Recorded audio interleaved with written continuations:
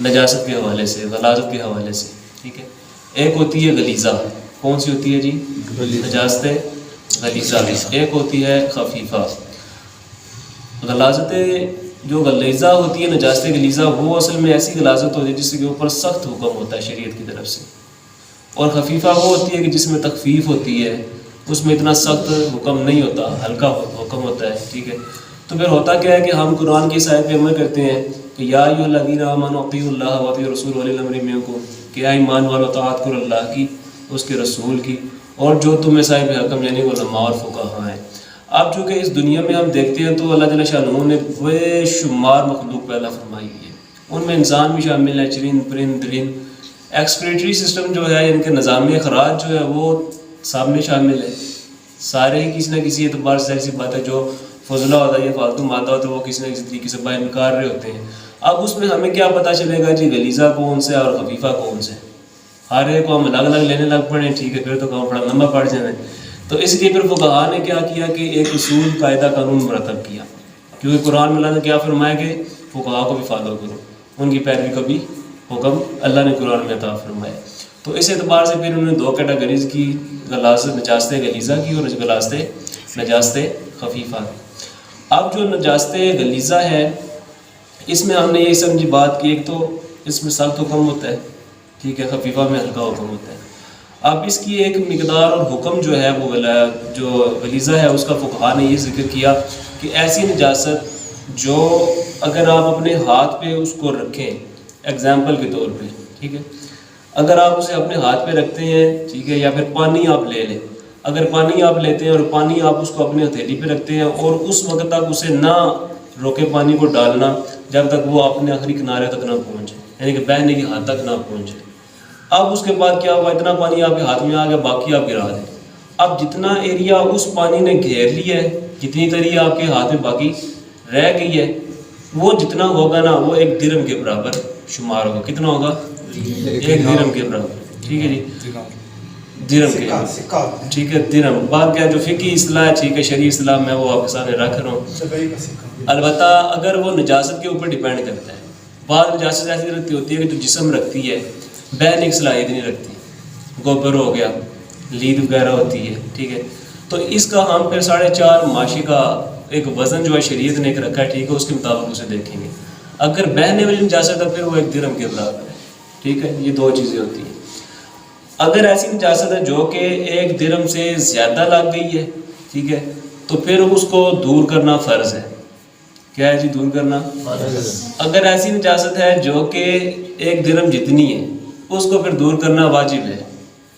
یعنی کہ اگر ایسا کپڑا آپ نے پہن رکھا ہے نماز پڑھتے ہوئے جس کے اوپر ایک درہم سے زیادہ نجاست لگ گئی ہے، تو پھر آپ کی نماز سرے سے ہی نہیں ہوگی، کیونکہ اس کو دور کرنا کیا تھا؟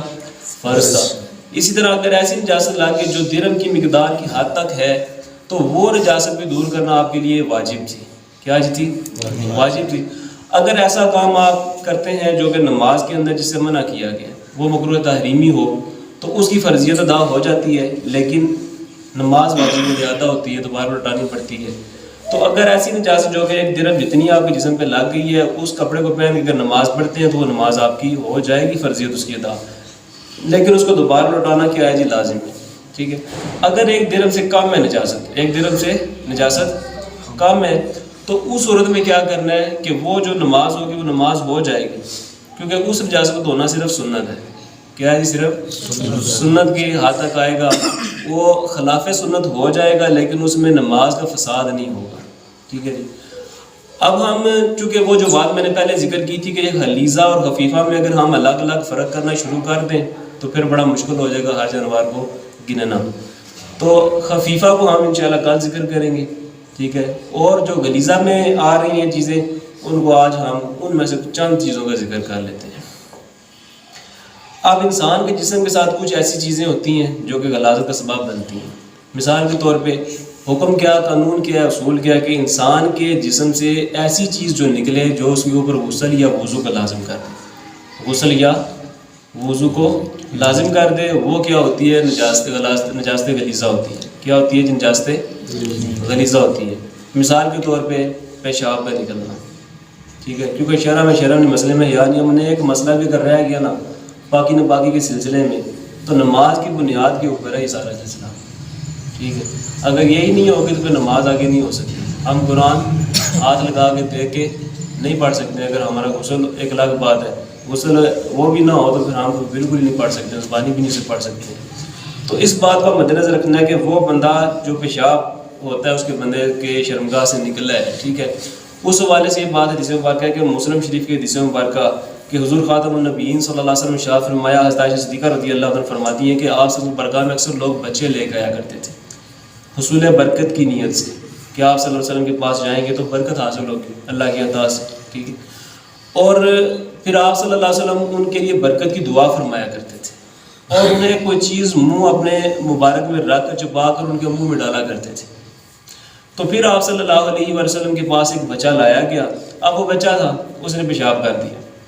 تو پھر حضور صلی اللہ علیہ وسلم نے اس کپڑے کے اوپر پانی بہانے کا حکم دیا اور اسے آپ صلی اللہ علیہ وسلم نے زیادہ مبالغے کے ساتھ نہیں، مطلب تھوڑا سا رگڑ کر اسے دھویا.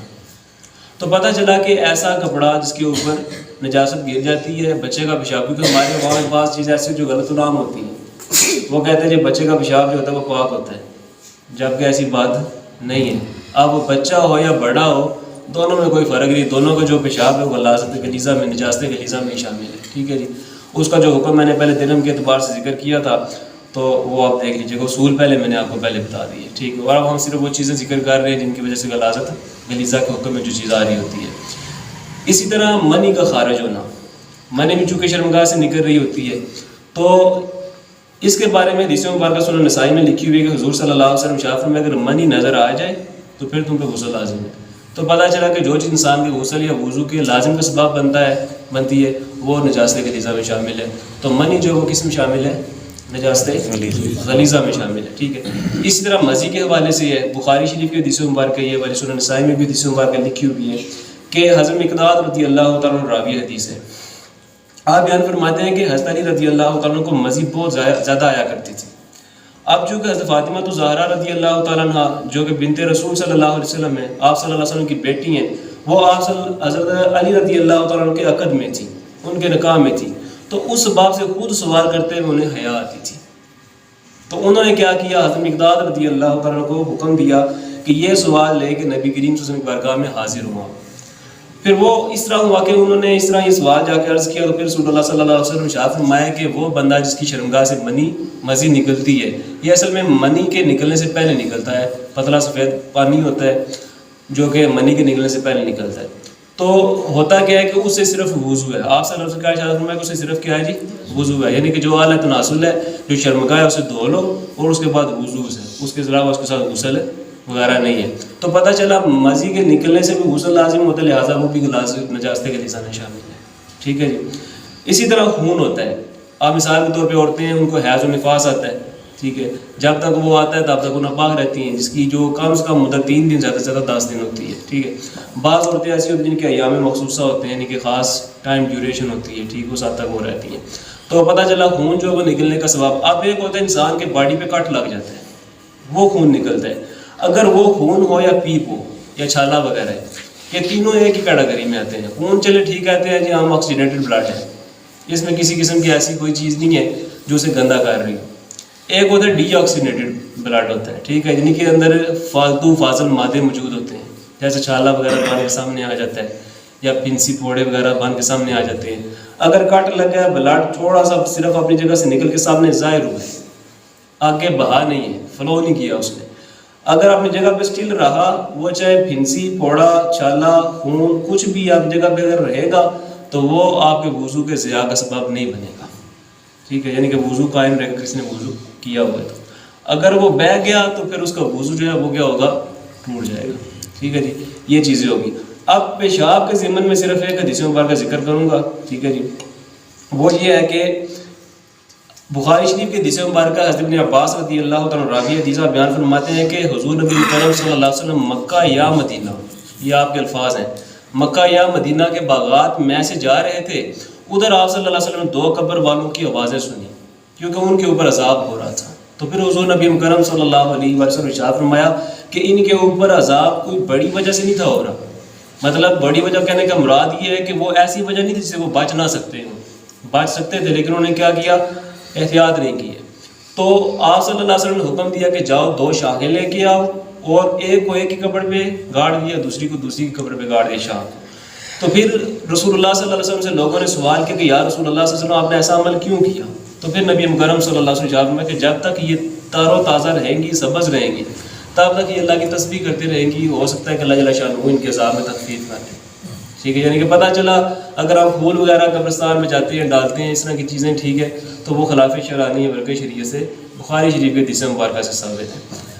اب اسی طرح یہ بات ذہن میں رکھیے گا کہ وہ جانور جن کا گوشت کھایا جاتا ہے، جن کا گوشت کھایا جاتا ہے، مثال کے طور پہ اونٹ ہو گیا، ٹھیک ہے، گائے ہے، بکری ہے، بھینس ہے، تو ان کا جو پیشاب ہوتا ہے، ایک ہوتا ہے پاخانہ، ایک پیشاب ہے. پیشاب مطلب جو مائع صورت اختیار رکھتا ہے، ٹھیک ہے، وہ جو ہوتا ہے وہ نجاست خفیفہ میں شامل ہے، لیکن جو گوبر ہے وہ نجاست غلیظہ میں شامل ہے. کس میں شامل ہے جی؟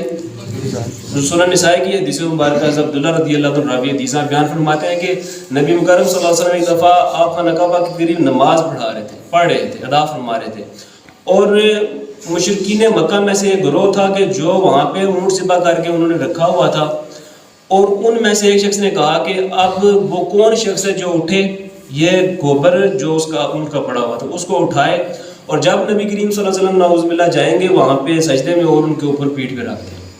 خیر ایک بندہ اٹھا، اس میں سے اٹھ کے اس نے گوبر کو اٹھایا، کھڑا رہا وہاں پہ، جب نبی کریم صلی اللہ علیہ وسلم وہاں پہ تشریف لے کے سجدہ میں تو اس نے اوپر رکھ دیا.